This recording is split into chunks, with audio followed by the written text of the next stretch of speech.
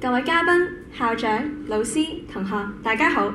我哋係嚟自拔萃女書院嘅林佩穎 Agnes、蔣含章 Helena、鄧若軒 Hebe 同埋李怡萱 Dora。今日我哋想同大家探討一個全面影響緊香港社會結構嘅核心議題。我哋嘅報告主題就係 The Demographic Shift in Hong Kong, Exploring the Ripple Effect of Declining Birth Rates, Aging Populations and Structural Loneliness。首先講一講我哋報告嘅內容結構。我哋分別分析咗香港出生率下降、人口老化同埋孤獨經濟嘅現象，並且通過一啲相關性嘅分析去研究孤獨經濟同埋生活質量嘅關聯。最後，我哋亦都根據我哋嘅資料搜集，提出咗具體嘅總結同埋一啲政策嘅建議。首先，我哋嚟睇一睇呢三個人口金字塔嘅圖，分別代表咗香港喺1991年、2014年同埋2041年嘅年齡分佈。喺1991年，香港嘅人口結構相當健康、基礎穩固，屬於一個典型嘅鑽石型結構。但係隨住時間嘅推移，去到2014年，中間突出嚟嘅部分開始向上移，而且根據統計處嘅資料，去到2041年，成個金字塔更加就會上下倒轉，變成一個危險嘅倒金字塔。呢一個數據就話俾我哋知，隨住香港嘅人口越變越老，成個社會嘅承托力亦都逐漸減少。我哋首先探討下出生率下降嘅呢個問題，睇下呢個粗出生率同埋粗死亡率嘅折線圖。去到2020年，粗死亡率已經超過咗粗出生率，就係話香港開始出現人口自然負增長。依家香港嘅總和生育率跌到去0.69，遠遠低過維持人口數目不變所需要嘅2.1更替水平生育率，令到香港位列全球出生率嘅倒數第二。而出生率下降嘅呢個問題就直接反映喺教育界。由左邊嘅學生人數棒形圖，我哋可以見到學前教育嘅入學人數喺短短幾年之間由17.6萬跌到去得返12.7萬，跌幅成27.6%。再喺右邊，幼稚園嘅數目喺2019年見頂之後就不斷下滑，明顯見到殺校潮惡化咗好多。而呢個危機之後就會演變成為沉重嘅經濟壓力。根據政府統計處嘅數據，由2021年去到2046年，少年兒童撫養比率預計會跌2成半，但係老年撫養比率就由300飆升去到632，就係話喺2046年，每20個勞動人口就要養15個撫養人口，造成一定嘅壓力。除此之外，社會嘅勞動人口亦都不斷流失。睇返呢兩個折線圖，香港嘅勞動人口總數喺2018年去到399萬嘅高峰之後，就一路下跌。同時，勞動參與率亦都由61.1% 跌到去得返57%。再細睇唔同年齡層嘅話，呢個情況就更加明顯。其中15至到19歲同埋20至到24歲嘅勞動參與率跌得最勁，主要係因為依家多咗人讀完大學之後選擇繼續去進修，所以令到年輕人遲遲都未投入職場，結果就導致各個行業都唔夠人手，甚至令到經濟增長停滯不前。面對咁嚴峻嘅形勢，政府近年就採取咗對內鼓勵生育、對外搶人才嘅雙線策略。對內方面，政府推出咗2萬蚊嘅新生嬰兒獎勵金，子女出世頭2年就可以享有高達26萬嘅雙倍免稅額，同埋優先配屋計劃。而對外方面，政府透過高才通計劃吸納外地專才，引入勞動力，由2024年至到2025年中期，成功帶嚟18,200人嘅淨流入，抵消咗14,800人嘅自然減少。而且當中有53% 都係40歲以下嘅黃金年齡，平均每個人帶住1.7個小朋友嚟到香港，直接注入咗年輕人口，每年預計可以創造340億港元嘅經濟貢獻，大約佔到 GDP 嘅1.2%。跟住落嚟，我哋就睇下人口老化嘅問題。香港嘅年齡中位數由2015年嘅43.5歲，預計將會升到去2046年嘅56.1歲。而隨住65歲以上嘅人口佔比超越30%，香港亦都正式踏入咗一個超高齡嘅社會。不過，香港面對住呢一種情況，亦都好快咁樣作出一啲應變，更加全面咁樣提供一啲相應嘅設施，成功從城市規劃嘅方面，令到我哋嘅社會變得更加無障礙。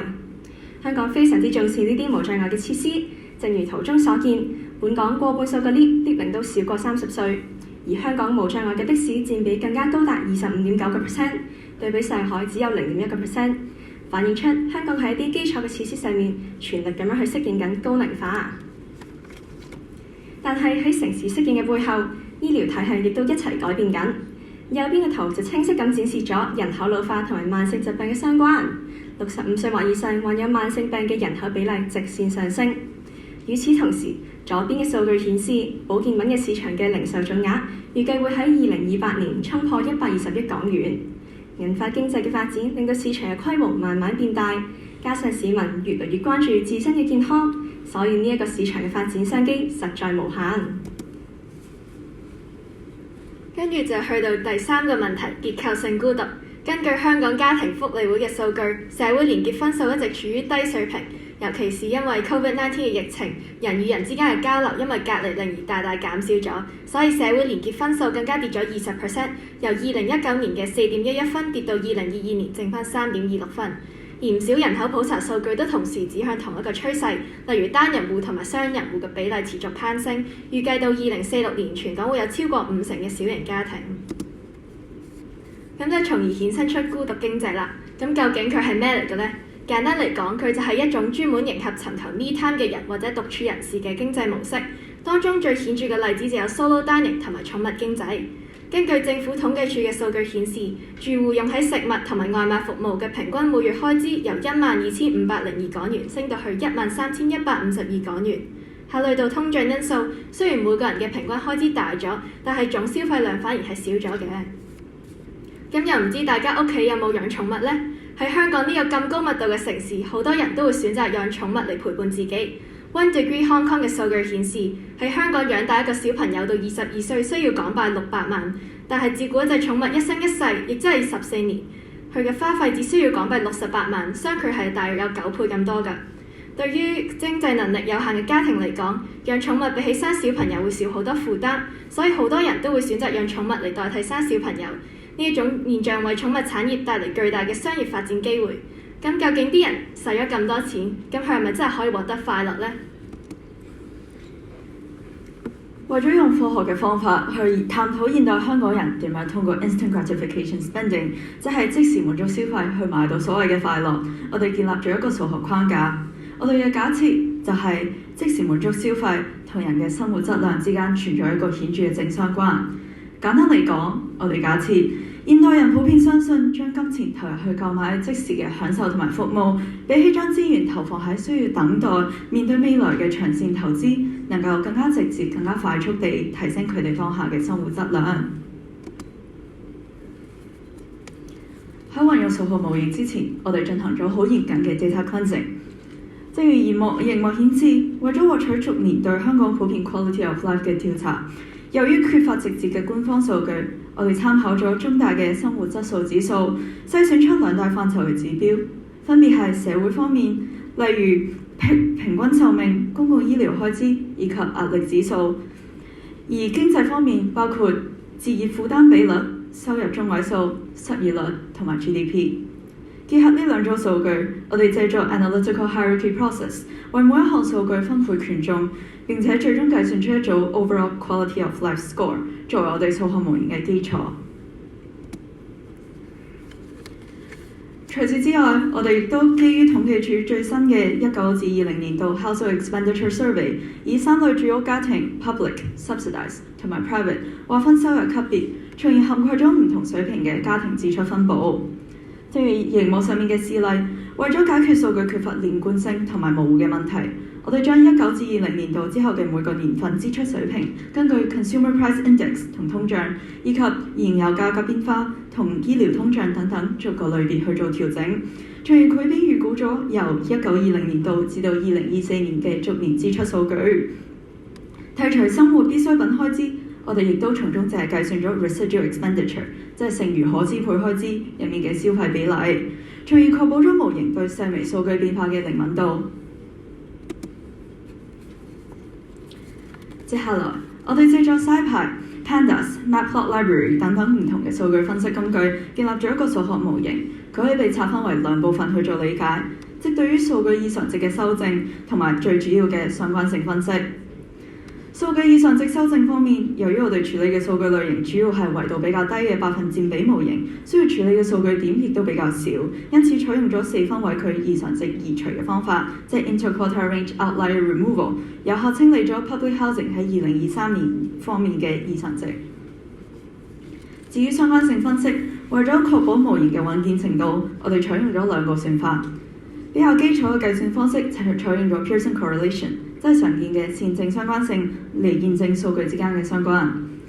同時，考慮到支出同生活質量企業之間存在邊際效用遞減嘅現象，我哋亦都將佢納入考量，並且通過 Model Fitting 建立咗一個以對數為基礎嘅相關算法。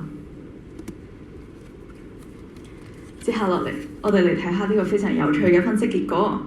一睇到圖表同數據，大家可能會被一個表面上面完全反常嘅現象搞到一頭霧水。對於資助房屋同 private housing 組別，對數算法嘅相關係數呈現超過正0.7嘅強烈正相關，但係轉頭睇埋線性相關係數，卻變咗做超過負0.7嘅強烈負相關。點解會咁呢？數學上呢個係一個典型嘅數據垂直分佈嘅現象。因為呢5年期間，我哋嘅生活質素明顯提升咗，但係即時滿足開支嘅比例只有微小嘅改變，說明咗生活質素同開支變化係幾乎脫鈎嘅。開支比例嘅微小變動根本無法解釋生活質素嘅顯著增長。呢個看似矛盾嘅數學結果，實際上為經濟學家 Tibor Tchaikovsky 嘅 Joyless Economy 理論提供咗強力嘅支持。首先，開支同快樂係徹底脫鈎。數據嘅垂直正話俾我哋聽，生活質素嘅提升其實從即時滿足嘅開支完全脫軌。消費者並非透過購買更多嘅即時享受同埋服務獲得實際上嘅快樂，呢啲開支只係一種防禦性嘅慣性消費。其次，我哋可以觀察到一個好明顯嘅消費陷阱。最值得關注嘅就係公屋組別，佢係將高達20% 嘅收入貢獻俾即時滿足消費，但判定係數只有微弱嘅0.130。呢個數據揭示，消費分佈相似嘅人群，可能因為缺乏時間或者資本去投資高門檻嘅消費技能，唯有依賴最廉價、最易獲得嘅即時刺激。結果，呢啲開支變咗做一種生活常規稅，除咗加劇財務脆弱性之外，對提升整體生活質素根本毫無幫助。總括而言，我哋嘅分析表明，即時滿足並唔係購買幸福嘅有效貨幣，消費者陷入咗花錢但係買唔到真正快樂嘅 joyless equilibrium。去針對提及到嘅種種問題，我哋提出咗3個改善嘅措施。第一就係要平衡勞動力，好多人會選擇早啲退休，令啲中年人承受住成為社會支柱嘅壓力。我哋可以鼓勵啲有能力嘅年長員工繼續留任，幫手分擔工作量，減輕負擔，而中年人就可以有時間去社交，令到生活同埋工作更加平衡，吸引多啲人投入職場，建立良性嘅循環。第二就係要提供俾員工嘅情緒支援，令到尋求心理輔導唔再係一個令人覺得尷尬嘅事情。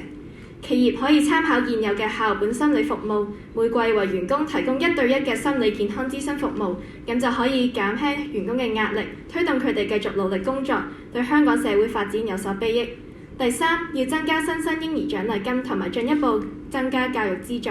提高現有嘅生育津貼，可以直接減輕父母養小朋友嘅經濟負擔，鼓勵更加多嘅夫婦去考慮生育。除此之外，我哋可以着手減輕家庭嘅教育開支，例如降低書簿津貼嘅門檻，同埋提供更加多嘅學費補貼，去減輕父母嘅經濟壓力。呢度係我哋參考過嘅資料。最後，我哋想藉住呢個機會，多謝主辦方香港統計學會、政府統計處、教育局同埋各個贊助單位舉辦呢次嘅比賽。今次嘅參賽機會對我哋嚟講實在好難忘，唔單止可以應用喺課堂上學到嘅知識，並且獲得評審嘅專業意見，同時仲可以關心香港嘅社會現象。我哋亦都好想多謝劉校長同埋學校嘅支持，提供咗咁好嘅學習機會同埋資源俾我哋。同時準備比賽嘅過程難免會遇到唔少困難，所以我哋都好感激耐心指導我哋嘅帶隊老師 Dr. Koo。當然都唔少得喺背後默默支持我哋嘅屋企人，無條件咁樣包容我哋。最後仲好想多謝隊友一齊並肩作戰，製造咗咁多美好嘅回憶。多謝大家。